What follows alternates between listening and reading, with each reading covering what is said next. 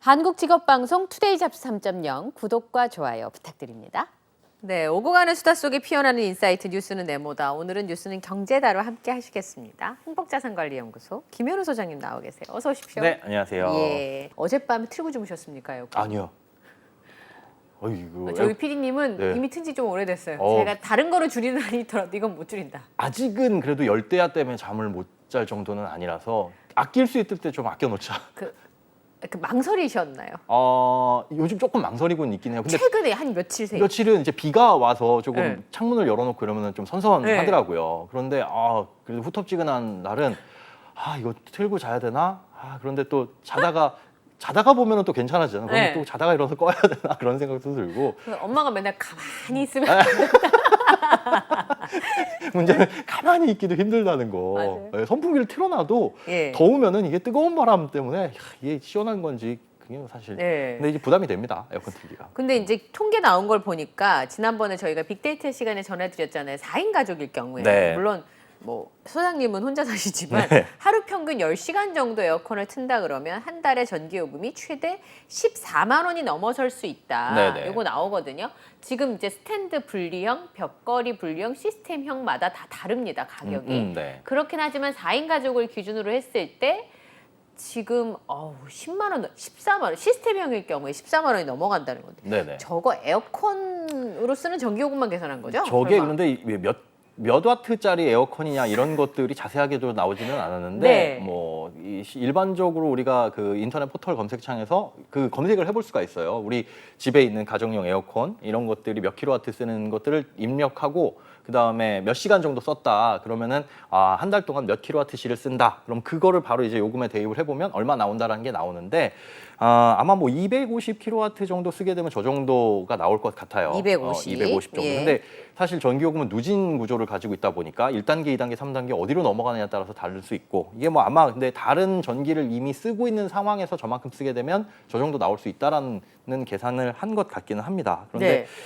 전기요금 자체가 오르다 보니까 뭐 일 평균 뭐 7.7시간 정도 쓰는 것하고 1시간 더 썼을 때, 2시간 더 썼을 때 이렇게 큰 폭으로 차이가 날 수 있다는 게 지금 화면에서 보이는 거거든요.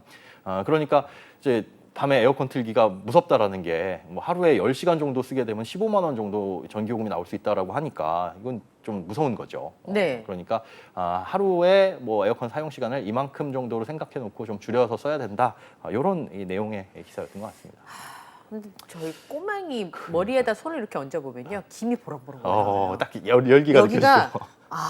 애기들은 이렇구나라고 느껴질 정도로 이제 네. 그런 경우나 아예 갓난아기 신생아가 있는 가정이라든가 이런 경우는 다른 비용은 아끼더라도 이제 저 비용은 좀 줄이기가 좀 여러 가지 어려운 측면이 있긴 한데요. 그렇죠. 문제는 저 가격만 오른다 그러면 한 2달이니까. 그런데 저게 누진 적용이 돼서 기존에 있던 전기요금과 합쳐지게 되면 네. 누진 구간을 벗어나게 되잖아요. 내가 보통 쓰던 구간들을. 맞습니다. 그러면 정말 폭탄 전기요금이 될 수 있는데 네. 그래서 누진 구간을 완화해 주겠다라는 이야기가 나온다면서요? 맞습니다. 예. 지금 누진 구간은 가정용 전기 같은 경우에는 뭐 200 단위로 되어 있어요. 200, 뭐 400, 600 뭐 이렇게 이런 식으로 200에서 뭐 400 넘어가면 200에서 400 구간, 그다음에 400 넘어가면 가장 낮은 구간 대비해서 같은 전기를 쓰더라도 3배 네. 정도의 이 전기 요금이 나오니까 아이고. 그 구간을 넘겨서 쓰느냐 안 쓰느냐가 사실은 굉장히 중요하죠. 그런데 한시적으로 400을 넘게 되면 가장 비싼 전기요금을 내야 되는데 거기서 네. 한 50 정도 여유 더 줘서 450을 넘게 되면 가장 비싼 요금 체계로 넘어가는 이런 쪽으로 이제 한시적으로 시행을 하는 겁니다. 아까 말씀하신 게 250kW 정도 되잖아요. 네네. 아까 전기요금 중에서 난방 그렇죠. 요금이 그러면 거기서 한 100kW 정도 더 쓰는 거 정도는 누진 구간을 크게 벗어나지 않고 그렇습니다. 쓰실 수 있는 건데 네. 그럼 이제 다른 거를 좀 아껴서 그렇죠. 근데 우리가 전기를 쓸 때 사실은 그거 보시나요? 그 전기요금 계량기 우리 몇 킬로와트 썼지? 지난달 대비해서 보는 사람이 있어요, 제 주변에. 예, 저는 아닌데 근데 한 명 있어요. 그냥 감으로 그러거든요. 그러니까 맨날 쓰던 대로 쓰고 전기요금 나오면 왜? 그렇죠. 깜짝 놀라서 이번 달은 좀 적게 써야 적게 되겠다. 써야겠다. 하지만 전기요금은 그 이미 쓴 거가 반영이 돼서 날라온 거니까 이번 달 적게 써봐야 이제 바로 줄일 수는 또 한 두 달 없는 거고. 예. 근데 뭐 그 전기요금 고지서가 날라오면 그만큼 아껴야 되겠다라는 느낌이 들긴 합니다. 예전에 진짜 난방비 올라갔을 때 그랬잖아요. 네, 맞습니다. 폭탄 딱 맞은 다음에 그 다음에 이제 조심하죠. 이게 요번에는 전기요금이 꽤 많이 나올 것 같다라는 처음부터 이제 겁을 많이들 주고 있기는 한데 한시적으로나마 저렇게 늘어나는 게 그래도 에어컨 사용량이 평상시보다 늘어났을 때에 비해서 전기요금 많이 늘어나는 건 좀 부담이 완화되지 않을까 생각은 되는데 저것 때문에 이 체크해가지고 이 구간을 조금 적게 쓰거나 뭐 이러지는 그런 효과까지는 뭐 없지 기대하기가 않을까. 예. 지금까지의 이제 전기 소비 습관을 봤을 때 네. 어려울 것 같다라는 맞습니다. 말씀이신 근데 건데요. 뭐 한 20% 정도 감소 효과는 있을 거라고 발표는 하더라고요. 예. 근데 1년에 저희가 폭탄을 몇 개월을 맞는 거예요? 난방비 폭탄 3개월, 네. 냉방비 폭탄 3개월. 그럼 1년에 6개월을 폭탄을 맞고 사는 거예요. 그렇죠. 이게 사실 제가 왜 이렇게 요즘에 덥나 이제 기후 변화 때문인가. 그래서 과거 한 70년대, 80년대 그때는 뭐 에어컨이 없는 게 당연했잖아요. 있는 집도 있었겠지만 그래서 집에 에어컨이 있다는 거는 상상을 잘 그 국민학교 다닐 때도 에어컨 있는 집, 피아노 있는 집은 굉장히 부잣집인데 에어컨이 있는 집은 못 그래서 봤던 것 같거든요. 집에 피아노 있었어요. 아니요. 부잣집이라니까요, 피아노 있으면.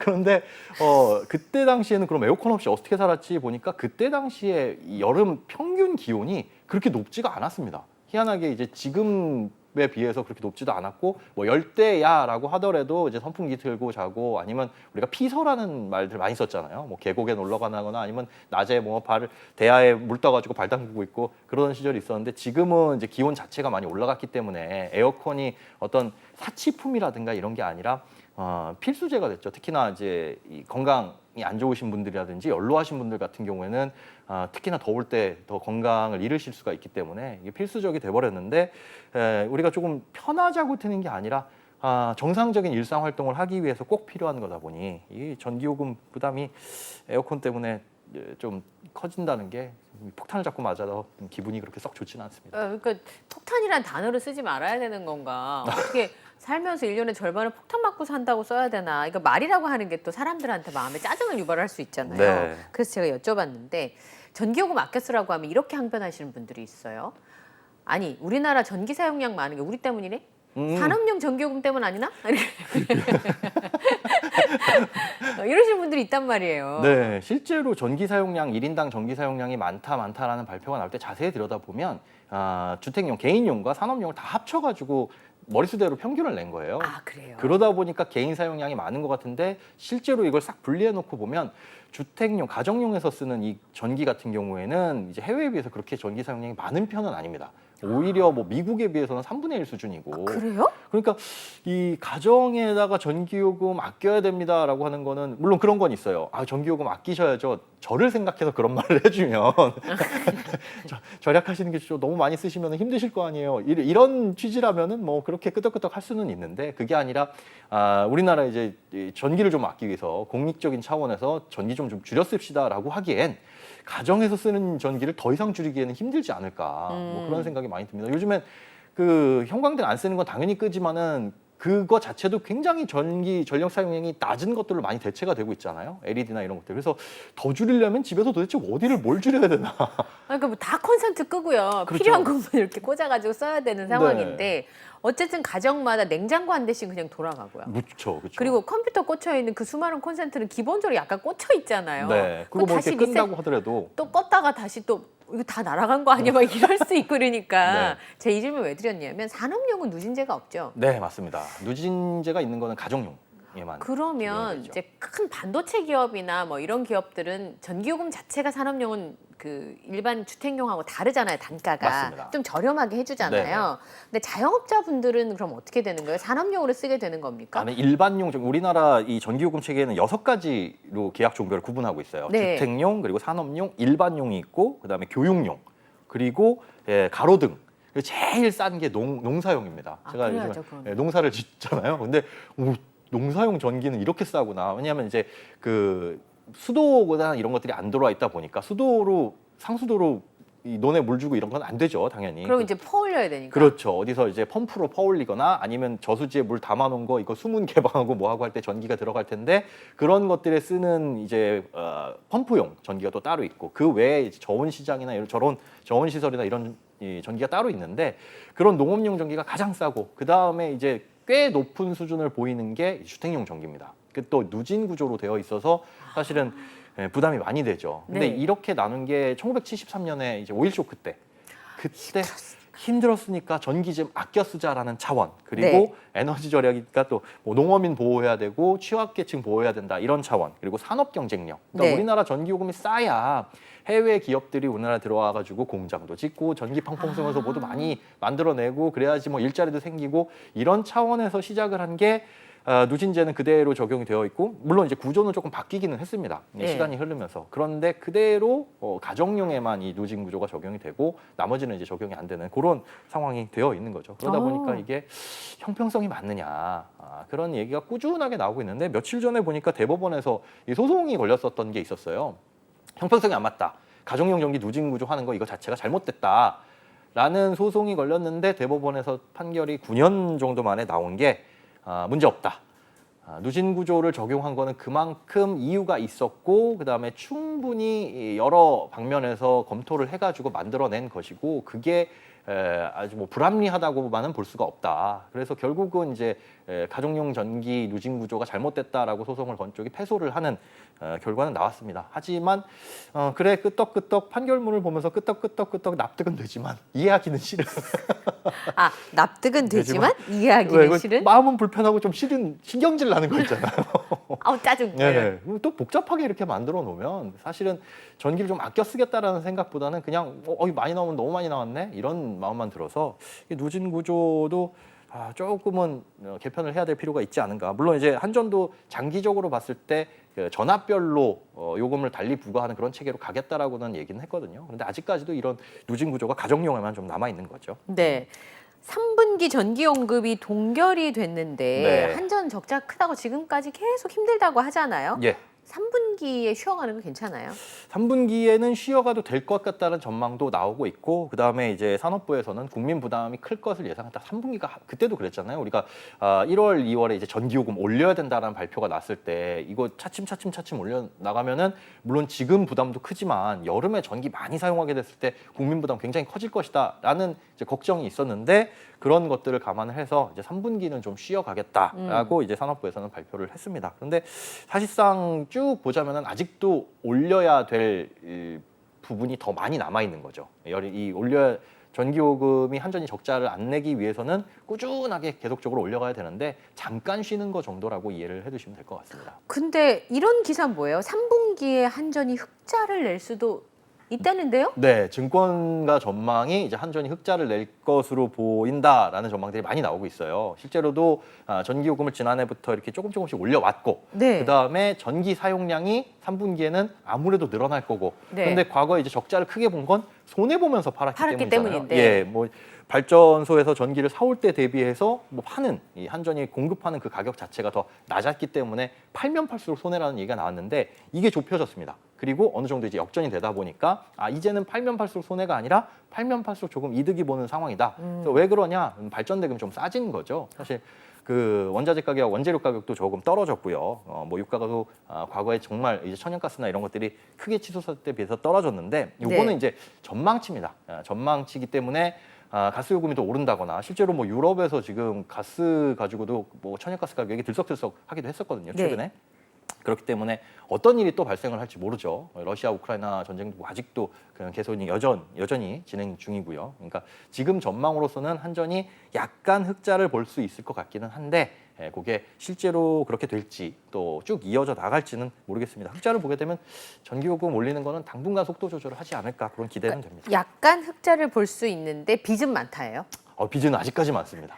빚은 아직까지 많고, 채권 발행이 줄기는 했지만 여전히 채권을 많이 발행하고 있고, 그 발행한 채권들은 언젠가 갚아야 되잖아요. 거기에 쏟아져 들어가는 이제 이자 뭐 이런 것들도 많이 있을 텐데, 그런 부담들도 꽤 클 거고요. 그러니까 그런 것들을 생각하면 장기적으로는 전기요금을 뭐 올려야 된다라는 거죠. 그리고 실제로 우리나라 이 전기, 아까 말씀드린 전 세계적으로 주택용 전기 사용량이 크지는 않은데 전기요금은 꽤 저렴한 수준입니다. 주택용이든 산업용이든. 그래서 장기간에 놓고 걸쳐서 전기요금을 현실적인 수준까지 인상해야 되는 건 맞는데, 이게 늘 정부가 결정을 하는 거다 보니까 욕을 먹기 싫어하죠, 사실은. 욕 먹고 싶은 사람 누가 있나요? 그렇죠. 이제 이 정부 입장에서는 하필이면 내 때 이거 전기요금 올리기는 싫어하는 그런 상황이 벌어지기 때문에 네. 이걸 차라리 법으로 정해놓고 물가와 연동을 해가지고 충격이 크지 않은 수준에서 몇 년에 뭐 1년에 한 번씩 혹은 2년에 한 번씩은 정기적으로 검토를 해서 이만큼은 현실적으로 뭐 올리는 것을 뭐 법이라든가 뭐 시행령에 이런 것들을 반영을 해놓는 게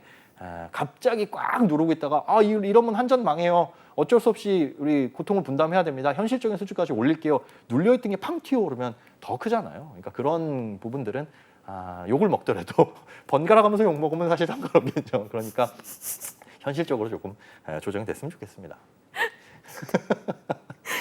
뭐 하여튼 그래도 상처가 되긴 할 거예요. 캐시백이요. 네네. 좀 줄이면 돈으로 준다는 건데. 네, 그렇습니다. 너무 조금 주던데. 그리고 좀 개인적으로 아쉬움은 줄이기 힘들 때 이런 것들을 좀 늘린다고. 그렇죠. 네. 냉방비 때문에 내가 줄이기가 정말 상당히 마음적으로 어려운데. 그렇죠, 그렇죠. 사실 이제 에어컨을 틀고 있다가도 네. 낮에는 진짜 안 틀면은 뭐 햇빛 쏟아지고 창문 다 가려놔도 후끈후끈 하거든요. 일이 안 돼요. 그러니까요. 저는 지금 그 말씀하셔가지고 생각하는데 공공기관 이런 곳들 이런 전기 사용량 줄여야 된다라고 한다면 사실 공공기관부터 먼저 이제 에어컨 실내 온도 26도. 아니 26도 해보셨어요? 이건 난방 수준이 아닌가. 26도에서 일을 집중하기 생각보다 어렵습니다. 어려워요. 제가 고공기관 분들 편을 들자는 게 아니라 저도 그렇죠. 예. 에어컨 안 틀고 선풍기 돌려가면서 일하시잖아요. 근데 일반 기업 정도는 아니어도 그건 좀 너무한 거예요. 너무했다. 26도는 현실적으로 진짜 그런 곳에서 일이 안 돼요. 그럼 능률도 떨어지고. 그 아웅이에요, 아웅. 정말 한 22도까지는 아무리 못해도 22도까지는 좀 23, 4도까지라도 어떻게 좀 내려줘야지. 내려줘야죠. 그게 또 정말 너무 더워가지고 솔직히 26도에 아예 그냥 기술적으로 막혀 있는 건 아니잖아요. 더우시면은 그런 이제 시스템 에어컨이 아닌 이상은 너무 덥다 조금 낮추자 할 텐데 그분도 얼마나 이제 그 죄책감이 들겠어요. 하지 말라는 걸 하는 거니까. 그런데 그런 공공기관을 한번 방문을 해보면 야 이건 일 능률 자체가 떨어지겠다. 출근하기 싫은 직장, 빨리 퇴근하고 싶은 직장. 그렇잖아요. 우리가 시원한 곳에 여기 좀 지금 방송국 딱 들어오면서도 시원하다. 밖에 그치? 오늘 아침부터 엄청나게 덥네. 그래서 나가기 싫다. 여기서 밥도 먹어야겠다. 그러니까요. 사실 일을 하는데 능률이 굉장히 중요한 건데 그런 공공기관 전기요금 아껴야 된다, 전력 사용량 줄여야 된다라고 했을 때 공공기관부터 그렇게 타겟이 되는 건 저는 그렇게 썩 바람직하지 않은 거라고 봐요. 그러니까 저도 보이는 것만 하는 거잖아요. 그렇죠. 그러니까 그렇게 할 수 있도록 유도해 줄 수 있는 뭐 좀 획기적인 방법들도 있을 텐데. 네. 차라리 이제 뭐 그렇게 돈을 조금 들여서라도 태양광 발전이라든가 이런 걸 그렇죠. 건물에 의무적으로 설치를 하게끔 하거나 공공기관에는 좀 더 획기적으로. 그렇게 획기적으로 많이 이제 늘리는 거 그런 것들을 고안하는 게 어떤가 싶고요. 또 가정에서도 그 미니 태양광이라고 해가지고 그 베란다에 설치하던 거 이게 작년부터 서울시는 보조금 지원이 없어졌습니다. 그러니까 전기요금 좀 줄이고 싶어도 그리고 환경에 조금 일조하고 싶어도 내 돈으로 다 들여야 되면 요즘에 가격도 많이 올라서 한 80만 원에서 100만 원 정도 이 비용이 들어가거든요. 근데 이게 예전에 보조금 잘 나올 때는 거의 한 6만 원에서 10만 원 수준? 그 정도만 들이면 이제 설치를 할 수 그때 했어야 있었는데 되는군요. 그렇죠. 근데 이제 작년부터 요 보조금 지원이 서울 같은 경우에는 아예 사라졌고 일부 이제 지자체에서 개별적으로 시행을 하는 곳들이 있어요. 그러니까 저는 그런 지자체가 있다면은 거기서 살고 계신 분들이면 이것도 언제 사라질지도 모르는 거니까 미니 태양광 정도 설치를 하게 되면 보조금 받으면 이거 본전 뽑기는 사실은 괜찮거든요. 네. 전력 사용이 많을수록 그리고 앞으로 전기요금 인상도 고려하면 그러니까 가정용 전기도 그런 식으로 보조금을 줘서 조금 전력 사용량을 전체적으로 줄이는 쪽으로 유도를 하고 공공기관 같은 경우에도 그냥 아껴라 에어컨 틀지 마라 할 게 아니라 다른 곳에서 이제 좀 전력을 수급할 수 있는 그런 쪽으로 유도하거나 환경을 만들어 나가야 되는 거 아닌가 싶습니다. 그러니까요. 그러니까 캐시백은 어떻게 하는 거예요? 캐시백은 뭐 작년보다 똑같은 기간 동안 전기를 얼마나 절약하면 뭐 인센티브를 주는 건데 네. 10%, 20%, 30% 이런 구간이 있어요. 근데 작년보다 10% 절감하면 약 3,400원 정도, 그리고 20% 절감하면 8,600원 정도, 30% 절감하면 12,900원, 13,000원 정도 절감할 수 있다라고 하는데 아까 말씀드렸다시피 작년보다 전기요금도 조금 뭐 올라갔으니까 줄이긴 줄여야겠으나 줄인 것 치고는 조금 돌려주는 게 저것도 확대되기는 했는데 그래도 조금 짜지 않나라는 생각이 개인적으로 그리고 들긴 합니다. 더 줄일 데 없는 분들이 저런 걸 시도하신다니까요. 그렇죠. 줄이고 아껴서 이제 더 줄일 거 없을 때 이거라도 줄이자. 네, 그래서 사실은 되게 이제 혼자 계시는 부모님들께서 그러니까요. 사실 한 달에 전기요금 뭐 10,000원에서 20,000원 사이 나오시는 분들이 저걸 또 시도하신다니까. 네, 아니 저는 좀 낮에는 좀 틀고 계셨으면 좋겠어요. 가만히 있으면 안 더워라는 말씀을 저희 아빠도 하시는데. 맨날 가만히 있으면 안 덥다 그러시는데 가만히 있어도 난 덥던데. 그렇죠. 그리고 좀 움직이셔야 또 건강도 유지할 수가 있고 네. 덥기 때문에 가만히 있는 것 자체가 또 건강에 안 좋을 수 있으니까. 예. 더우실 그러니까 때는 사실은 좀 아껴 쓰면 싶은 데는 퍽퍽 쓰시고 좀. 네. 또 이제 조금 트셨으면 나는 좀 줄이더라도 저긴 좀 틀었으면 좋겠다 하시는 분들은 또 이렇게 하시고 맞습니다. 안타깝습니다. 예. 끝으로 예금보호 한도 상향 조정 얘기를 좀 해보겠습니다. 네. 와, 지난번에 실리콘밸리 은행 파산하는 거 보니까 예. 야, 은행도 안전하지 않구나. 그래서 IMF 때 우리가 이제 뒤통수를 한번 맞았기 때문에 그렇죠. 그때 예금자 보호 한도가 5천만 원이다. 이거 이제 그때 배웠어요. 네네. 그래서 되는 데 있고 안 되는 데 있더라. 네. 그러니까 되는 데다가 5천만 원씩 나눠서 넣어야 된다. 우선 첫 번째는 5천만 원 있었으면 좋겠고요. 예금자 보호 한도 예금할 수 있도록 여윳돈이 있었으면 좋겠고요. 네. 두 번째는 언제적 5천만 원이냐 세상에 말도 안 된다. 이런 네, 얘기들이 맞습니다. 있다면서요. 이게 예금자 보호가 이제 적용이 되고 보호가 된 지가 2001년부터니까 거의 뭐 20년 넘게 됐죠. 그런데 그때 정해진 5천만 원이 아직까지도 그대로 5천만 원이긴 합니다. 뭐 그때 당시에 GDP와 사람들이 예금을 얼마 했는지 이런 것들을 고려해서 5천만 원을 뭐 정해놓긴 했는데 그 20년 동안 이제 우리 경제 규모도 크게 늘어났고 GDP도 그때 대비 뭐 3배 정도 불어났고요. 또 예금 잔액들도 그때 대비해서는 뭐 많이 늘어났죠. 그런데도 불구하고 이 5천만 원이면 키는 크고 있는데 발은 커지고 있는데 신발은 그대로다. 그럼 이렇게 신어야 되는 거예요? 그렇죠. 어렸을 때 신던 신발 그대로 신어가지고 이렇게, 이거 예. 잘못하면 신발 빵 터진다. 뭐 신발 터진다. 그러니까 그런 것들 때문에 이제 올려야 된다라는 게 이제 첫 번째가 있고, 그다음에 보장 예금자 보호를 해주는 대상 자체 범위를 좀 늘려야 된다. 요거 이제 두 가지가 논의가 되고 있어요. 지금은 그냥 한 금융기관당 개인이 5천만 원까지만. 그러니까 하나에 5천만 원이니까 두 군데 하면 1억을 받을 수 있긴 한 거예요. 그렇죠. 5천만 금융기관이 원씩 분리돼 5천만 있으면. 그런데 그게 아니라 A라는 은행에 나는 개인적으로 예금도 가입해 있고 여기에 뭐 퇴직연금이라든가 이런 것들이 네. 이제 들어가 있고 그러면은 이제 별도로 분리가 되어 있는데 그게 아니라 연금저축 신탁이라든가 이런 상품까지 포함이 되어 있으면 어떤 건 해주고 어떤 건 안 해주고 합쳐가지고 뭐 5천만 원까지만 해주고 이런 것들이 있었거든요. 그런데 또 특히나 보험 같은 경우 우리가 뭐 세액공제용 연금저축 보험 가입하시는 분들도 계시잖아요. 보험회사 연금저축 보험 가입하고 그 보험사에다가 뭐 암보험도 가입하고 이렇게 되면은 그냥 한 보험사에 내가 가입했기 때문에 그게 연금이든 보장성 보험이든 가리지 않고 최대 5천만 원까지만 해주는 걸. 에이, 그럼 어떡해요? 그러니까요. 이건 성격 자체가 다른데 상품의 성격 자체가 다르니까 이건 좀 분리해서 따로따로 보장을 해주자라는 겁니다. 그리고 보험 같은 경우에는 특히나 또 보호를 해주는 한도가 뭘 기준으로 하냐면 이 보험을 깼을 때 나오는 해약환급금. 그러니까 우리가 보험을 보통 중간에 해약하게 되면 원금을 다 못 받잖아요. 네. 큰 손해를 보고 받게 되는데 예를 들어 뭐 사망보험 같은 경우에는 내 돈으로 3천만 원 정도를 냈는데 내가 사망하면 뭐 한 6천만 원 정도 나온다. 이런 예. 보험이 있다면 이 보험사가 문을 닫았을 때 돌려받을 수 있는 돈은 사망했을 때 받을 수 있는 6천만 원이 아니라 내가 3천만 원을 냈지만 해약했을 때 받을 수 있는 아니, 그런 게 어딨어요? 해약환급금을 기준으로 지금 적용이 됩니다. 실제로 뭐 보험회사가 파산해가지고 예금자 보호가 작동되는 사례는 없지만 그래도? 그래도 이거는 좀 맞지 않지 않나. 내 과실에 의해서 내가 원에 의해서 이 보험을 해약한 건 아닌데. 아니, 그럼 최소한 제가 생각했을 때 낸 보험료만큼은 돌려줘야 되는 거 아니에요? 그렇죠. 그리고 또 한 가지는 우리가 보험을 뭐 예금이나 적금, 저축의 성격으로 가입하는 게 아니라 무슨 일 생겼을 때 보장받으려고 하는 거잖아요. 그렇죠. 그렇게 따지고 보면 낸 보험료보다는 오히려 사고보험금 쪽으로 좀 초점이 맞춰져야 되지 않나. 그렇죠. 다시 가입도 못 하잖아요. 이미 이제 나이가 많아져서. 맞습니다. 예. 그렇기 때문에 그런 사고보험금에 초점을 맞추고 물론 그 한도는 설정을 해야 되겠으나 해약환급금을 기준으로 준다는 거는 그건 조금 문제가 있는 거죠. 그래서 지금 개선되는 게 이제 사고보험금 쪽으로도 넓히자. 근데 이 한쪽 이제 범위를 넓히자라는 것과 그 다음에 금액도 5천만 원 너무 적지 않느냐. 그래서 1억 원 정도로 단계적으로 상향을 좀 검토하겠다. 이 방향으로 지금 추진이 되고 있습니다. 그렇군요. 예. 어쨌든 이 5천만 원이라는 기준이 예전 기준이기도 하고 네. 또 말씀하신 것처럼 따로 참 맞다. 이자 포함해서 5천만 원이에요. 네, 예금은? 뭐 연금과 이자, 소정의 이자를 포함하는데 그 소정의 이자는 은행이 주기로 한 이자가 아니라 예금보험공사에서 직전 제가 정확하게 기억나는데 2년인가 3년 동안인가 뭐 그 기간을 정해놓고 시중은행의 정기예금 평균 이율을 냅니다. 그거에 불이익된 이유를 따져서 주는데 내 원금을 5천만 원 넣은 경우 있잖아요. 네. 원금을 딱 A은행에는 5천만 원 넣어놓고 난 1년 뒤에 여기 이자 5% 붙여서 받아. 이런 경우에는 그냥 원금이 꽉 그 바구니를 채웠으니까 5천만 원만 돌려받을 수 있는 거죠.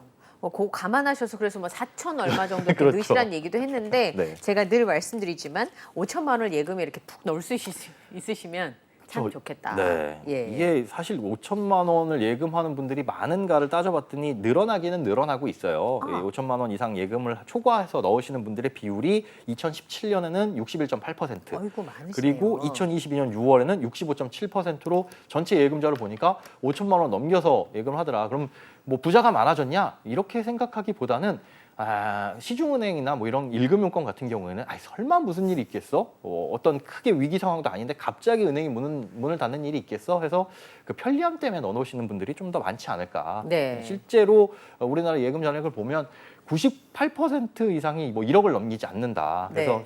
현실적으로 봤을 때 지금의 예금 보호 한도를 그대로 적용을 하는 것도 문제는 없다. 이런 얘기들도 많이 나오고 있습니다. 그런데 이제 금융사에서는 이제 부정적인 거죠. 이제 문제 없다 이 정도면. 그렇죠. 예. 도덕적 해이, 모럴 해저드. 네. 이게 지금은 그런 고민을 하잖아요. 5천만 원 넣을 돈 있었으면 좋겠다 맞아요. 하는데 그게 있으신 분들도 혹시 예금 이자 많이 주는데 따져보니까 대부분 저축은행 뭐 네. 이런 곳들이 여기다 넣어놨다가 혹시 문 닫는 거 아니야? 이자 아무리 많이 준다고 해도 아무래도 저축은행은 일금융권 은행보다는 좀 위험할 수 있으니까 5천만 원까지만 넣어놓고 나머지는 조금 이자 못 받더라도 덜 받더라도 다른 저축은행이나 뭐 시중은행에 넣어두자 이렇게 생각을 하시는 분들이 있을 텐데 이게 한도를 쭉 올라가게 되면 그걸 이제 고려하는 대상 자체가 대부분 많이 사라진다는 거죠. 그래서 일금융권 은행에 예금 넣어두셨던 분들도 야 1억까지는 다 보호해준대. 그러면 무조건 이자 많이 주는 대로 가자 해가지고 뭐 머니무브가 일어날 수도 있는 거고요. 근데 그렇게 된다면 그래 돈 있으신 분들은 뭐 그렇게 할 수도 있겠지 싶지만 이게 대출 받으신 분들한테 영향이 미칠 수가 있거든요. 왜냐하면 은행이 그렇게 저축은행한테 고객들을 뺏기게 되면 네. 은행도 예금이 있어야 대출을 해주잖아요. 그렇죠. 그러면 일금융권 은행도 예금 이자를 올려서 고객을 모집할 수밖에 없습니다. 그런데 예금 이자를 올리게 되면 우리가 대출 금리의 핵심이 되는 코픽스 금리가 더 올라갈 거고요. 그러면 나는 예금할 돈도 없는데라고 하시는 다른 분들이 어떻게 보면 피해를 보는 거라서 사실 이 예금자 보호 한도를 올리는 거는 은행도 다른 비용도 증가할 수 있고요. 이게 보험료로 은행이 내고 있거든요. 그럼 그것도 올라갈 테니까 은행의 지출 부담, 그다음에 예금 이자를 올려야 된다라는 그런 필요성. 그러면 이제 대출 금리가 따라서 오를 수 있다는 것 때문에 신중하게 접근을 해야 되고 우리도 좀 중요하게 생각을 하고 잘 들여다봐야 되는 뉴스라고 생각이 됩니다. 네. 자, 김현우 소장님과 함께 오늘 예금자 보호 한도 상향 조정에 관련된 의견까지 들었습니다.